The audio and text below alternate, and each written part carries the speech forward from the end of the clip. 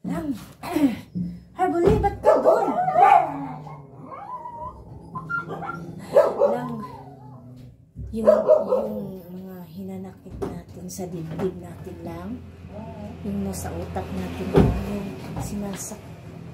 Yung hinaharap talaga natin ng fight lang. Ay lang. Maganda talaga ang mundo at saka maganda ang world at saka hindi permanente ang panahon. So, hindi permanente lahat bago-bago.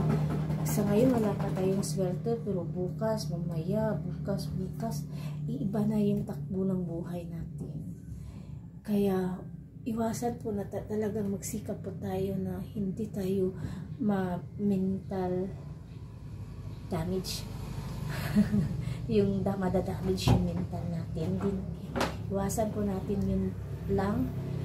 Always be happy. Natural lang yung masasaktan ka, umanap ka na lang mga way. Yung mga pamamaraan. O katulad ko, nandito ako sa grahe, umiwas ako. I am okay now. And then, I am okay and I have energy. Ang importante lang kasi sa battle sa pakikipaglaban natin sa mental health issues, magkakaroon tayo ng energy, no? Kasi once na mapipil mo yung wala kang energy, mapipil mo yung down, mapipil mo yung wala ng pag-asa, tsaka manghihina yung katawan mo na parang may sakit ka na.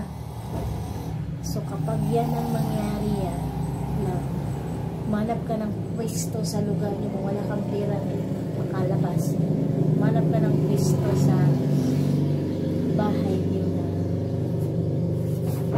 pwede kang magsulong na makatulog ka. Ganito, nandito ako lang.